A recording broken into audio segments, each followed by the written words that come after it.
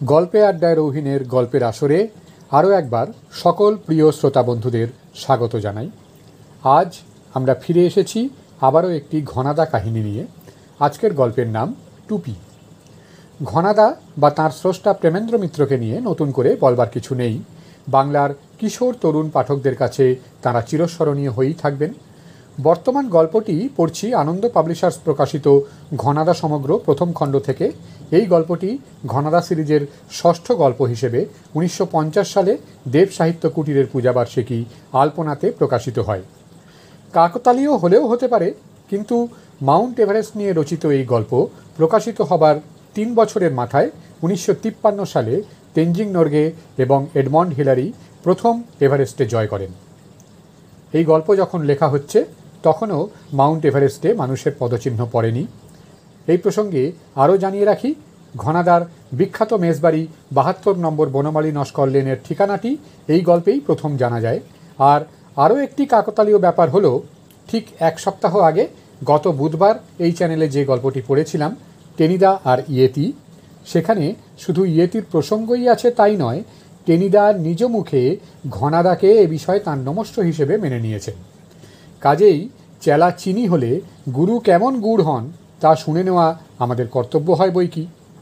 যাই হোক, আর বিলম্ব না করে আসুন শুনে নিই প্রেমেন্দ্র মিত্র রচিত ঘনাদা কাহিনী টুপি। পাঠে আমি রৌহিন। চু মু লানমি চ মো লংমা। না হে না, আসলে ওটা জা মো লংমা। তার চেয়ে বলো নাকান তংতিং কিংবা শেরিং চেরঙ্গা পোতাংও বলতে পারো। 72 নম্বর বনমালী নস্কর লেনের মেসের বাসিন্দারা হঠাৎ খেপে গেছে বলে এ থেকে যদি কারুর ধারণা হয়, তাহলে খুব একটা দোষ দেওয়া যায় না। ব্যাপারটা কিন্তু তা নয়। এইসব অনুস্বর বিসর্গ মেশানো বিচিত্র কিচিরমিচিরের আসল লক্ষ্য হলেন ঘনাদা। ঘনাদা আজ 2 দিন হলো আমাদের সঙ্গে বাক্যালাপ বন্ধ করেছেন। তার যথেষ্ট কারণ অবশ্য বর্তমান। 2 দিন আগে ঘনাদা যথারীতি মেসের বসবার ঘরের সবচেয়ে লোভনীয় আরামকেদারাটি দখল করে বসে খবরের কাগজে চক্ষু নিবদ্ধ করে চায়ের পেয়ালায় চুমুক দিতে দিতে শিশিরের দিকে ডান হাতটি নিঃশব্দে বাড়িয়ে দিয়েছিলেন। তর্জনী ও মধ্যম অঙ্গুলিটি তাতে এমন করে ফাঁক করে ধরা যে তা থেকেই তার ইঙ্গিতটুকু পরিস্ফুট। শিশির সে ইঙ্গিত অমান্য করেনি। অবিলম্বে একটি সিগারেট সেই আঙুলের মধ্যে ভরে দিয়ে সেটি জ্বালাবার পরিশ্রমটুকু থেকেও ঘনাদাকে বাঁচাবার জন্য দেশলাইয়ের কাঠি বাগিয়ে ধরেছিল। অপরাধের মধ্যে সে শুধু সেই সঙ্গে মুখ টিপে আমাদের দিকে একটু হেসে বলেছিল, 3223টা হলো ঘনাদা। ঘনাদা শিশিরের হাসিটুকু দেখতে পাননি, কিন্তু তৎক্ষণাৎ যেন বিছুটি গায়ে লেগেছে এমনইভাবে খবরের কাগজ থেকে মুখ তুলে উঠে বসেছিলেন। কীরকম? আমরা প্রথমে সবাই একটু হকচকিয়ে গেছিলাম। ঘনাদার হঠাৎ হলো কি?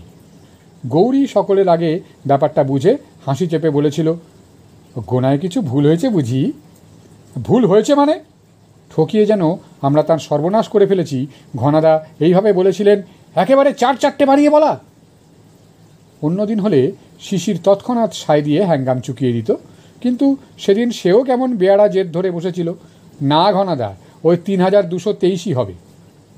না, 3219 ঘনাদা প্রবল প্রতিবাদ করে জানিয়েছিলেন। শিশির তবু নাছোড়বান্দা মাথা নেড়ে বলেছিল, না, আপনি যাই বলুন, ও 223।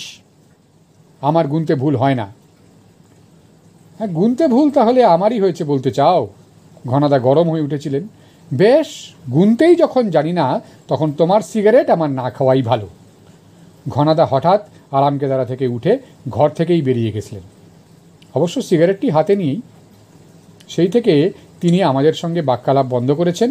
তাঁর অভিমান তারপরে আর ভাঙানোই যায়নি। এদিকে আমাদের দিন কাটানো দায় হয়ে উঠেছে। এবারের বর্ষা একটু বিলম্বে দেখা দিয়ে শেষের দিকে একেবারে সুদ পুষিয়ে নিচ্ছে। ফুটবলের রথী মহারথীরা সব হেলসিঙ্কিতে কী রাজ্য জয় করতে গেছেন তারাই জানেন। এদিকে খেলার মাঠে যেতে মন চায় না, এদিকে আমাদের বর্ষার সন্ধেগুলো মাঠেই মারা যাচ্ছে। ঘনাদাকে অনেক রকম ঘুষ দিয়ে দলে ভেড়াবার চেষ্টা এ 2 দিনে করা হয়েছে। প্রথম দিন পাড়ার বিখ্যাত তেলেভাজার দোকান থেকে ফুলুরি বেগুনি ভাজিয়ে এনে ওপরের বসবার ঘরে একেবারে থালা শুদ্ধ সাজিয়ে নিয়ে বসেছিলুম। ঘনাদা যদি গন্ধে গন্ধে এসে বসেন। ঘনাদা তাঁর ওপরের ঘর থেকে নেমে এলেন ঠিকই, কিন্তু তারপর মাত্র 2 সেকেন্ড আমাদের আড্ডাঘরের দরজায় দ্বিধা ভরে দাঁড়িয়ে আবার নিচে চলে গেলেন। দ্বিতীয় দিন ঘনাদার জন্য আস্ত একটা সিগারেটের টিন শিশির টেবিলের ওপর রেখে দিয়েছে, সেই সঙ্গে মোড়ের রেস্তোরাঁ থেকে চিংড়ি মাছের কাটলেট। এদিন চৌকাঠ থেকে চলে না গিয়ে ঘনাদা ঘরের ভিতরে এসে বসেছেন, কিন্তু আমরা যে ঘরে আছি তা যেন তিনি দেখতেই পাননি। শিশির অন্যমনস্কভাবে সিগারেটের টিনটা তার দিকে বাড়িয়ে ধরতেই কিন্তু সব মাটি হয়ে গেছে। সিগারেটের বদলে শিশিরকেই যেন জ্বলন্ত চোখের দৃষ্টিতে ভস্য করে ঘনাদা উঠে ঘর থেকে বেরিয়ে গেছেন। আজ 3 দিনের দিন আমরা একেবারে তাই নতুন পন্থা ধরেছি। আজ টেবিলের উপর ফুলুরি, বেগুনি বা কাটলেট নয়, গরম হিঙের কচুরি 1 থালা সাজানো আছে, সেই সঙ্গে সিগারেটের টিনও বটে। কিন্তু ওগুলো আসল টোপ নয়, 4 মাত্র। আসল টোপ হলো আমাদের এই কিচিরমিচির, এবং সেই টোপেই ঘনাদাকে গাঁথা গেল শেষ পর্যন্ত। গৌর, শিশির ও আমার চালিয়াতি পর্যন্ত ঘনাদা কোন রকমে সহ্য করেছিলেন, কিন্তু শিবুর শেরিং চেরাঙ্গা পোতাং শুনে একেবারে চিড়বিড়িয়ে উঠে আর থাকতে পারলেন না। চো মহিয়ান মি! ঘনাদা খ্যাপা ঘোড়ার মতো ঘর কাঁপিয়ে যেন চি করে ডাক ছাড়লেন। ঠিক মতো টোপ দিয়ে ঘনাদাকে গাঁথতে পেরে আমরা যেমন খুশি তেমনই বেশ একটু হতভম্বও হলাম।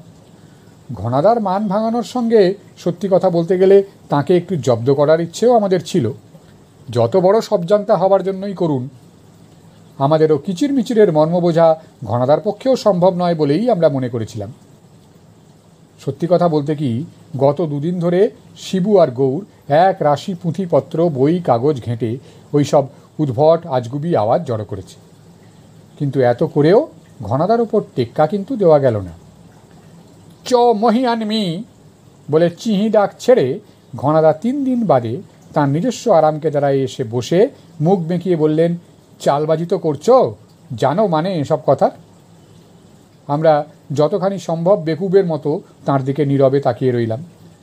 তিনি ততক্ষণে থালার হিঙের কচুরির দিকে মনোনিবেশ করেছেন। পুরো থালাটাই প্রায় সাবার করে সিগারেটের টিনটার দিকে হাত বাড়িয়ে তিনি হঠাৎ থেমে ভুরু কুঁচকে শিশিরের দিকে তাকালেন। আমারই ভুল হয়েছিল ঘনাদা, শিশির তাড়াতাড়ি বলে উঠল, 3219ই হবে। না, 3220 বলে শিশিরের ভুল শুধরে ঘনাদা সিগারেট ধরালেন। তারপর আগেকার প্রশ্ন আবার তুলে বললেন, বলো দেখি কথাগুলোর মানে কি? এবারে চুপ করে থাকলে আর চলে না। গৌর তাই আমতা আমতা করে বললে, ওসব হলো মাউন্ট এভারেস্টের নাম।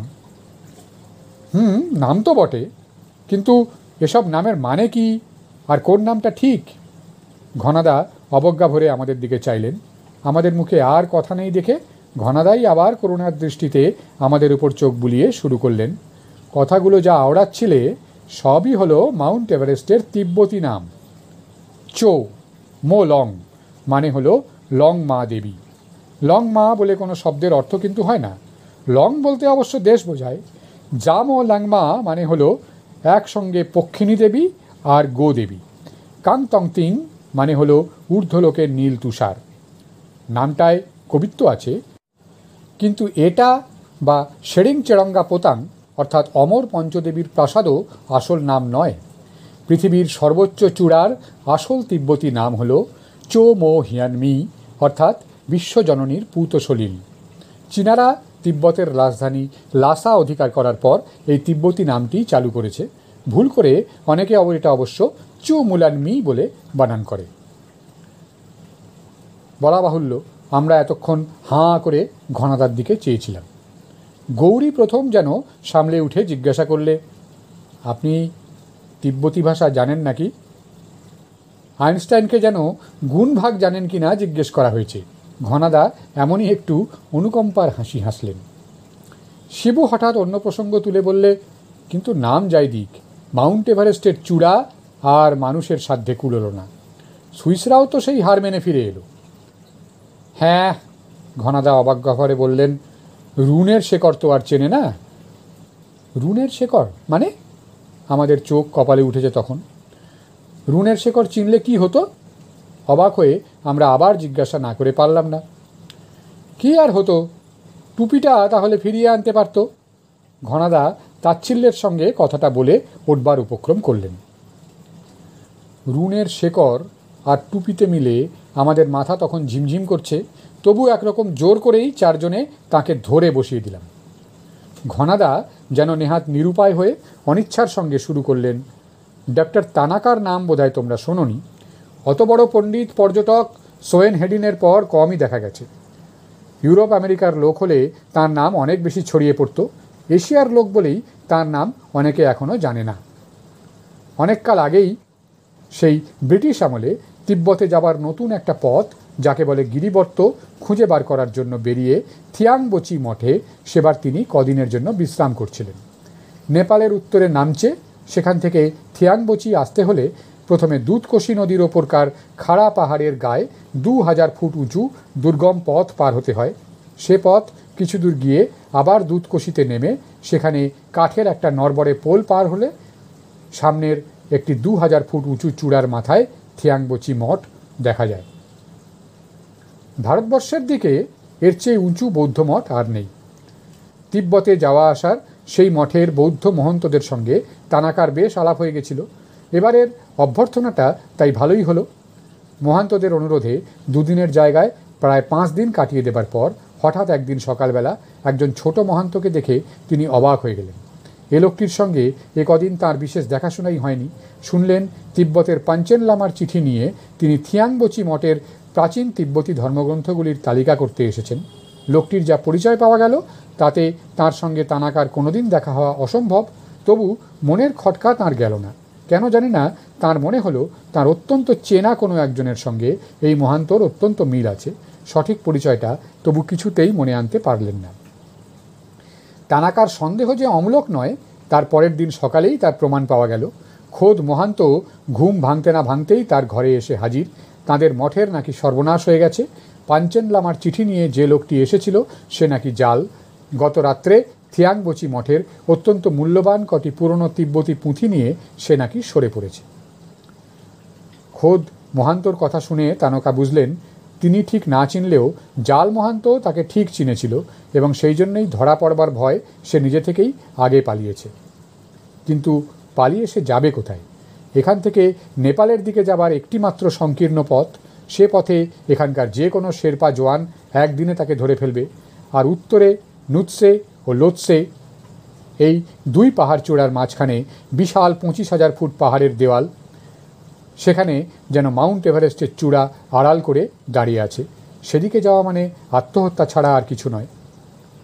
খোদ মহান্তকে সেই আশ্বাসই দিয়ে তানাকা বললেন যে দক্ষিণে নামচে যাবার দিকে 2 জন শেরপা জোয়ান তিনি যেন পাঠিয়ে দেন। উত্তর দিকে তিনি নিজেই যাচ্ছেন নতুন পথের সন্ধানে। সেখানে যাওয়ার দুর্বুদ্ধি যদি তার হয়ে থাকে, জীবন্ত বা মৃত যে কোনো অবস্থায় তার কাছ থেকে সমস্ত পুঁথি তিনি উদ্ধার করবেনই। খোদ মহান্ত তানাকার কথায় কিছু আশ্বস্ত হলেন। ধর্মচক্র ঘুরিয়ে তাঁর আশীর্বাদ নিয়ে সেই দিনই দুপুরের আগে 4 জন শেরপা কুলি নিয়ে তানাকা বেরিয়ে পড়লেন। থিয়াংবোচি থেকে উত্তরে যাবার একটি মাত্র পথ দেবদারু, সরল ও ভূর্জ গাছের জঙ্গলের ভেতর দিয়ে প্রথমে ইমজাখোলা নদীর ধারে গিয়ে নেমেছে। ইমজাখোলা যেখানে ভূর্জ আর জুনিপার গাছের ঝোপের ওপর দিয়ে পাগলাঝোড়া হয়ে নিচে অতল গহ্বরে ঝাঁপিয়ে পড়েছে, তার একটু আগে দড়ির পোল দিয়ে তানাকা এই দুরন্ত নদী পার হলেন। সেখান থেকে পাংবোচি পর্যন্ত উঠবার পরই বড় গাছপালা শেষ হয়ে শুধু মোটা পাহাড়ি ঘাসের প্রান্তর শুরু। সে প্রান্তরেও মানুষের সীমানা ফারিচে গাঁয়ে এসে শেষ। তারপর চিরতুষারের দেশ। লোৎসে ও নুৎসের মতো বিরাট সব গিরিচূড়া মাউন্ট এভারেস্টকে ঘিরে সেখানে অলঙ্ঘ নিষেধের প্রাচীর তুলে দাঁড়িয়ে আছে। এখানে মানুষের পদচিহ্ন কালেভদ্রে যদি বা কখনো পড়ে, তাও বেশি দূর পর্যন্ত পৌঁছয় না। যে ফারিচে গাঁয়ের কথা আগে বলেছি তাকে গাঁ বলা ঠিক উচিত নয়। ও অঞ্চলে চমড়ি গাই যারা চড়ায় সেই রাখালদের এটা একটা অস্থায়ী আস্তানা। শরৎকালে চমড়ি গাই চড়িয়ে শীতের আগেই তারা এখান থেকে নেমে যায়। তারপর পাথর কাঠ দিয়ে তৈরি কটা পরিত্যক্ত কুঁড়ে শুধু পড়ে থাকে। তানাকা ফারিচে গাঁয়ে যখন এসে পৌঁছালেন তখন সেখানে জনমানব নেই। শীত এবার একটু তাড়াতাড়ি পড়েছে। রাখালরা তাই তাদের চমড়ি গরু বলদ নিয়ে আগেই নেমে গেছে। ভারিচে গাঁয়ে এসে মনে হলো পুঁথিচোর জাল মহান্তকে ধরা বোধহয় খুব শক্ত হবে না। এখান থেকে উত্তরে ছাড়া আর কোনো দিকে তার যাওয়া অসম্ভব, অথচ উত্তরে যাওয়া মারাত্মক পাগলামি ছাড়া আর কিছু নয়। সেখান থেকে তিব্বতের দিকে যাওয়ার কোনো পাস বা গিরিপথ যদি থাকেও তা অত্যন্ত দুর্গম হতে বাধ্য। তাছাড়া এ দেশের সবচেয়ে সাহসী ও ঝানু শেরপা জওয়ানদের পক্ষেও একলা সে পথ খুঁজে বের করা সম্ভব নয়। ভারিচে গ্রাম ছাড়িয়ে পরের দিন তানাকা লাবুজা খোলায় গিয়ে পড়লেন। এই উপত্যকা দিয়েই খুম্বু গ্লেসিয়ার বা হিমবাহ নেমে এসেছে। লাবুজা খোলা উপত্যকার একটু উপরে উঠতেই পুমরি, লোলা, লিংট্রেন প্রভৃতি মাঝারি চূড়ার সঙ্গে মাউন্ট এভারেস্টের পশ্চিম ঢাল দেখা গেল। ওদিকে নুপৎসে, লোৎসে আর এদিকে এই সব চূড়া যেন পারিষদবর্গের মতো মহামহিম সম্রাট এভারেস্টকে ঘিরে আছে। পারিষদেরাও কেউ কেটা নয়, 20 থেকে 28,000 ফুট তাদের উচ্চতা। লাবুজা খোলায় এসেও জাল মহান্তের খোঁজ না পেয়ে তানাকা একটু অবাক হলেন। তার সমস্ত অনুমানই কি তাহলে ভুল? সন্ধ্যের দিকে সেদিন দারুণ তুষার ঝড় উঠল। 4 জন শেরপা কুলি একটি তাঁবুতে, আরেকটিতে তানাকা একলা। সমস্ত রাত প্রায় জেগেই কাটালেন। ঝড়ে তাঁবু উড়িয়ে নিয়ে যাওয়ার ভয় যথেষ্ট, কিন্তু তখন তার মনে আর এক ভাবনা তার চেয়ে বেশি প্রবল। মাঝরাত্রে তুষার ঝড় থেমে গেল। সামান্য ঘণ্টা দুয়েক ঘুমিয়ে ভোর হতে না হতেই সাজগোজ করে বন্দুক আর দূরবীন হাতে তানাকা বেরিয়ে পড়লেন। শেরপা কুলিরা তখনও বোধহয় অঘরে ঘুমোচ্ছে। তাঁদের তাঁবুর চারিধারে নরম তুষারের ওপর একটা তুষার চিতার পায়ের দাগ তাঁর চোখে পড়ল। তুষার চিতাটা অচেনা জিনিস দেখে একটু শোঁকাশোঁকি করে নিচের দিকে নেমে গেছে। শেরপাদের তাঁবু আধ মাইলটাক এগিয়ে যাবার পর তিনি তুষারের ওপর আবার এক ধরনের পায়ের দাগ দেখে কিন্তু একেবারে অবাক হয়ে গেলেন। উপত্যকার একদিকের পাহাড়ের ধার বেয়ে বেরিয়ে সে পদচিহ্ন তুষার নদী পেরিয়ে আরেক দিকে চলে গেছে। কোনো চতুষ্পদ প্রাণীর পায়ের দাগ তা নয়। মানুষের মতোই 2 পায়ে হাঁটা কোনো জীবের, কিন্তু পায়ের অত বড় প্রকাণ্ড মাপ কোনো মানুষের হওয়া তো অসম্ভব। তাছাড়া এই আকাশ ছোঁয়া চিরতুষারের দেশে খালি পায়ে হাঁটবার মতো মানুষ কে থাকতে পারে? হঠাৎ একটা কথা মনে পড়ায় তানাকা উত্তেজনার আনন্দে অধীর হয়ে উঠলেন। সব কিছু ভুলে সেই পায়ের দাগ অনুসরণ করলেন। এবার তুষার নদীর ওপর দিকে হাঁটা খুব সহজ ও নিরাপদ নয়। কোথাও কোমর পর্যন্ত নরম তুষারে ডুবে যায়, কোথাও বিরাট তুষারের খাদ হাঁ করে আছে। অতি সাবধানে তার ধার দিয়ে পার হতে হয়। পায়ের দাগ অনুসরণ করতে গিয়ে কিন্তু বুঝলেন যাকে অনুসরণ করছেন এ তুষার রাজ্যের কায়দাকানুন তার চেয়েও তার অনেক বেশি জানা।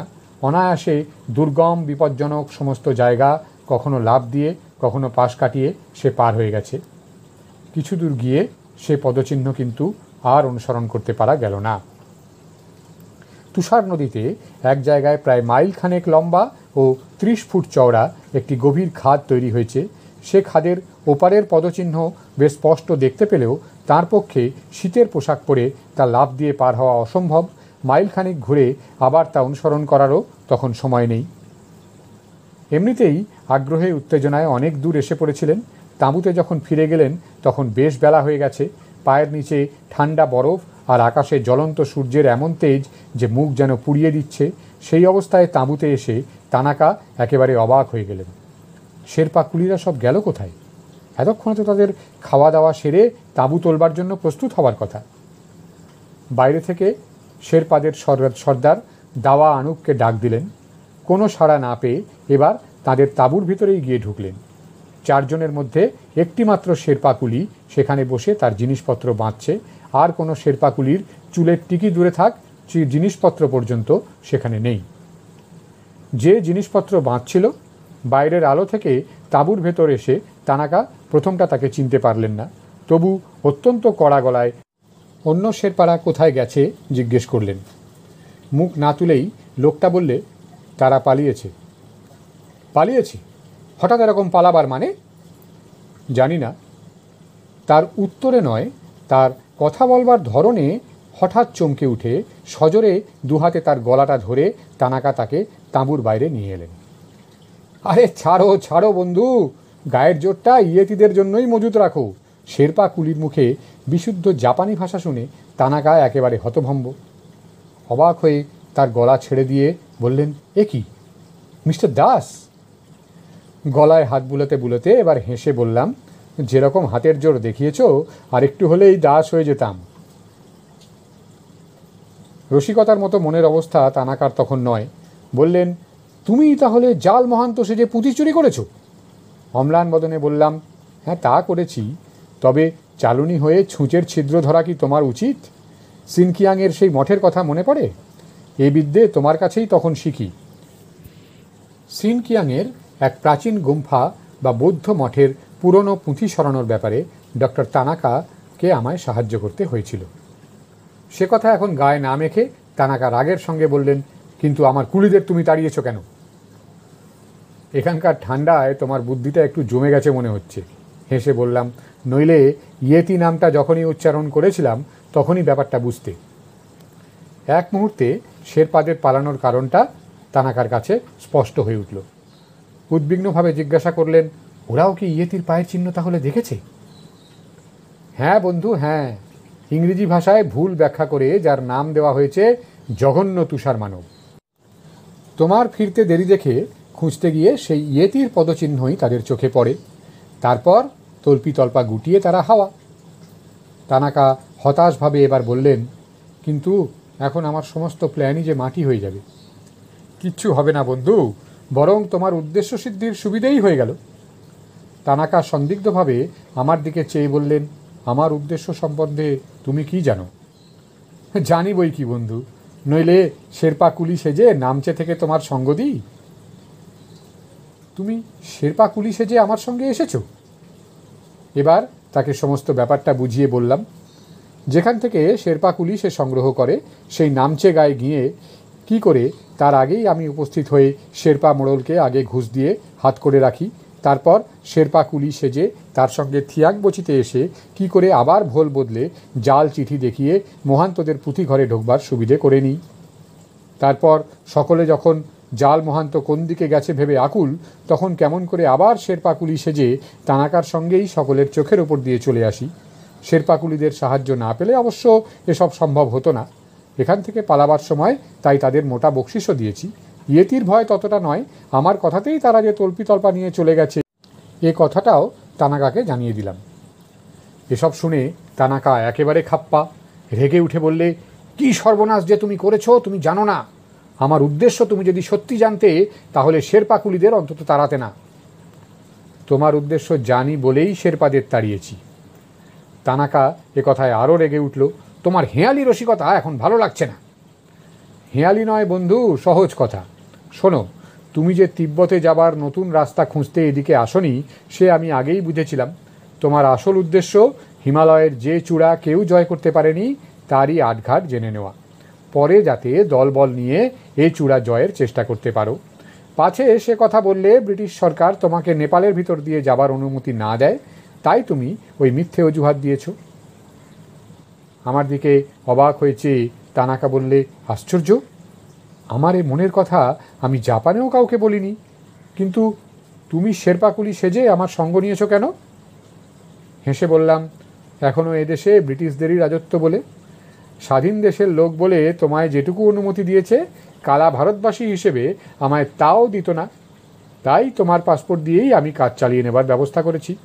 তবে আমার উদ্দেশ্য শুধু এভারেস্টের সুলুক সন্ধান জানা নয়, বিজ্ঞানের জগতে যা সবচেয়ে বড় হেঁয়ালি সেই ইয়েতিদের সঠিক পরিচয় নেওয়াও বটে। এখনও পর্যন্ত পায়ের দাগ ছাড়া কোনো সভ্য মানুষ তাদের চোখেও দেখেনি। তানাকার রাগ এতক্ষণে ঠান্ডা হয়েছে, তবু সে হতাশভাবে বললে, কিন্তু শেরপা কুলিদের তাড়িয়ে আমাদের কি লাভটা হলো? লাভ হলো এই যে আমরা কি করছি না করছি তার সাক্ষী কেউ রইল না। শেরপারা সঙ্গে থাকলে পরে তোমার আসল উদ্দেশ্য জানাজানি হয়ে যেতই। আমার দিক দিয়ে শেরপাদের তাড়ানো দরকার ছিল এই জন্য যে দলবল নিয়ে ইয়েতির সন্ধান পাওয়া অসম্ভব। তারা যেমন চালাক তেমনই সতর্ক। দলবল দেখলেই তারা সে তল্লাট ছেড়ে পালায়। একা একা তাদের খোঁজ পাওয়ার বরং আশা আছে।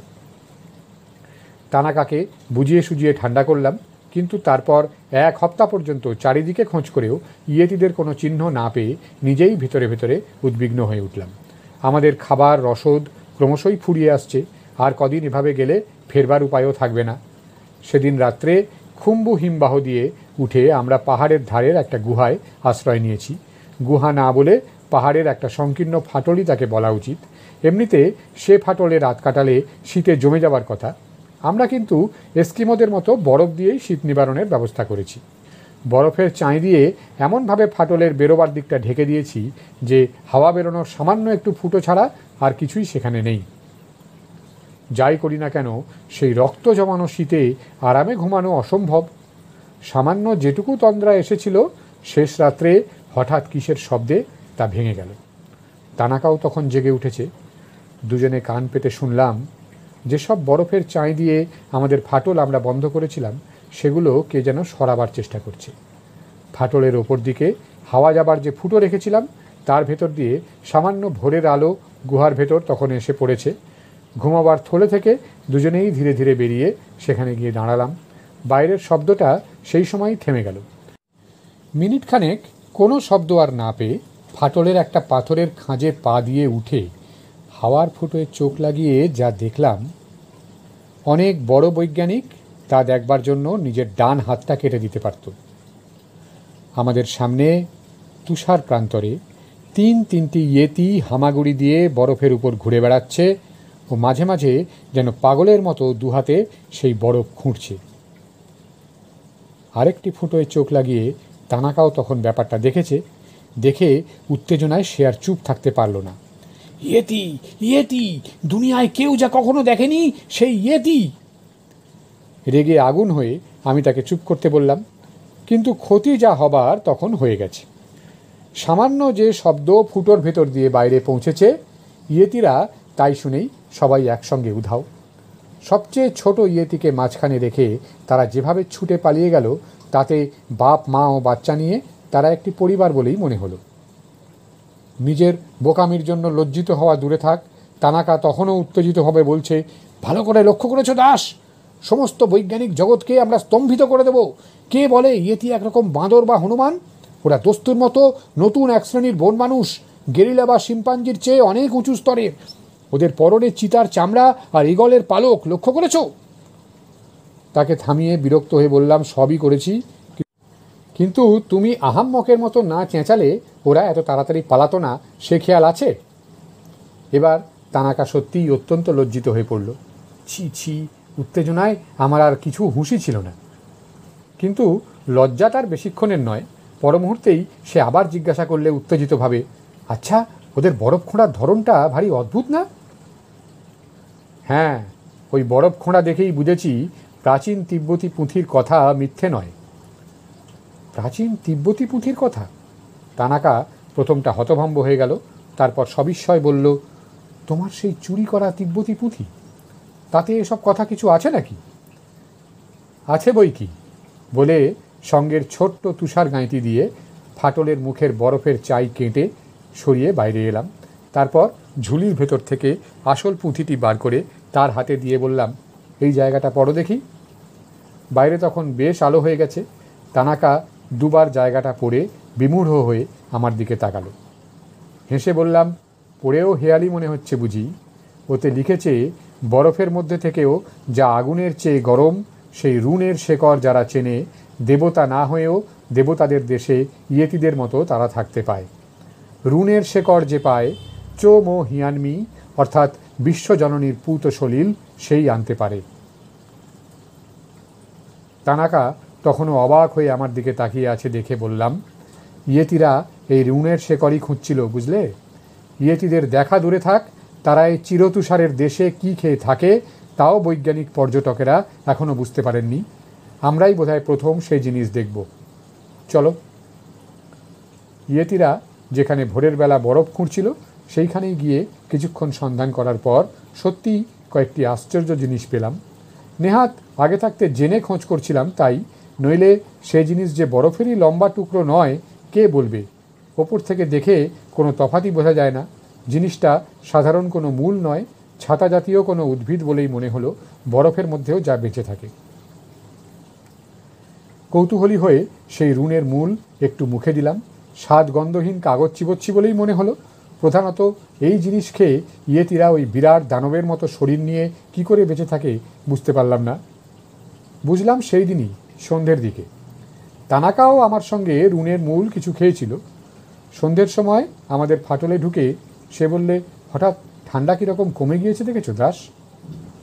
আমারও তাই মনে হয়, একটু অবাক লাগছিল।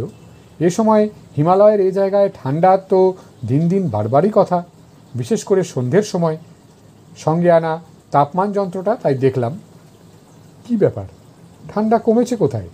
তাপমান যন্ত্রের পারা তো আরও 2 ডিগ্রি নেমে গিয়েছে। পরের মুহূর্তেই রহস্যটা পরিষ্কার হয়ে গেল। প্রাচীন তিব্বতী পুঁথির কথা তো দেখছি অক্ষরে অক্ষরে সত্যি। তানাকাকে সে কথা জানিয়ে বললাম, শুধু শেষ কথাগুলো বাজে কবিত্ব বলে মনে হচ্ছে। আমাদের অনুমান যে কতখানি ভুল, 2 দিন পরেই তার প্রত্যক্ষ প্রমাণ পাবো কে জানত। একদল ইয়েতি ভয় পেয়ে পালালেও রুনের শেকড়ের খোঁজে অন্য ইয়েতিরা এখানে পরে আসতে পারে এই আশায় আমরা 2 দিন ধরে সেই পাহাড়ের ফাটলেই তখন আছি। ফাটলের মুখে তেমনই বরফের চাঁই আটকানো, তার 2টি ফুটোয় চোখ রেখে সারা রাত আমরা পালা করে পাহারা দিই। 3 দিনের দিন ভোরে সত্যিই আমাদের আশা পূর্ণ হলো। ভোর হবার আগেই যে ইয়েতিকে সেখানে দেখা গেল, ইয়েতিদের মধ্যেও তাকে দানব বলা চলে। লম্বায় 5.5 ফুটের সামান্য কিছু ওপরে হলেও তার লোমস চওড়া দেহ যেন হিমালয়ের একটা প্রকাণ্ড পাথর। তার পরনেও চিতাবাঘের ছাল, কিন্তু ঈগলের পালক কোথাও নেই। ফাটলের মুখে বরফের চাঁই এমনভাবে এবার আমরা সাজিয়েছিলাম যে এক ধাক্কায় তা সরিয়ে ফেলা যায়। তানাকাকে নিঃশব্দে নজর রাখতে ইঙ্গিত করে আমি আমার ঝুলি থেকে একটা লম্বা দড়ি বার করলাম। সাবধান করা সত্ত্বেও তানাকা ফিসফিস করে বললে, ও কি দড়ি কেন? পিস্তল কোথায়? পিস্তল দিয়ে জ্যান্ত প্রাণী ধরা যায় না। তুমি জ্যান্ত ইয়েতি ধরতে চাও? প্রথমটা অবাক হলেও তানাকা তারপর ঠাট্টা করে বললে, ইয়েতি তো আর তোমার ও দড়িতে আপনি বাঁধা পড়বে না। না, তা পড়বে না, তবে আর্জেন্টাইনের পাম্পাসে বৃথায় যদি গাউচোদের সঙ্গে না মিশে থাকি তবে এই দড়িতেই তাকে ধরতে ও বাঁধতে পারব। বলে বরফের ফুটোয় চোখ লাগিয়ে দেখলাম ইয়েতি দানব বেশ নিঃসন্দিগ্ধভাবেই রুনের শেকড় তখনও খুঁজছে। তানাকাকে পেছনে তৈরি থাকতে বলে এক ধাক্কায় বরফের দরজা ঠেলে বাইরে এসে দাঁড়ালাম। চক্ষের নিমেষে পিছু ফিরে তাকিয়ে ইয়েতিটা তৎক্ষণাৎ ঝড়ের বেগে দৌড় মেরেছে, কিন্তু ঝড়ের চেয়ে বেশি বেগ আমার ল্যাসোর। বিদ্যুৎ গতিতে ল্যাসোর দড়ির ফাঁস গিয়ে ইয়েতির কোমরে আটকে গেল। 1 সেকেন্ডের মধ্যে হকচকিয়ে এসে থেমে গেল। প্রাণপণে সেই বাঁধন খোলার চেষ্টাও করলো একবার, তারপর বিফল হয়ে সে যা করে বসলো তা আমি কল্পনাও করতে পারিনি। হঠাৎ দেখি ঝড়ের বেগে আমি সামনে ছুটে চলেছি। বাঁধন খুলতে না পেরে ইয়েতি আমাকে শুদ্ধই সামনে টেনে নিয়ে যাচ্ছে, জাহাজের পেছনে ল্যাংবোটের মতো। বিপদ দেখে তানাকাও পেছন থেকে এসে আমার সঙ্গে দড়িটা টেনে ধরার চেষ্টা করলো, কিন্তু ইয়েতির তাতে ভ্রুক্ষেপও নেই। সে সমানে আমাদের দুজনকে টেনে উড়িয়ে নিয়ে তখন ছুটছে। ইয়েতিও থামবে না, আমাদের জেদ আমরাও দড়ি ছাড়ব না। পাছে হাত ফসকে যায় বলে দড়িটা তখন আমরা নিজেদের কোমরে জড়িয়ে নিয়েছি। কিন্তু ইয়েতি ক্লান্ত হয়ে শেষ পর্যন্ত ধরা দেবে বলে আমরা যা ভেবেছিলাম তার কোনো লক্ষণই দেখা গেল না।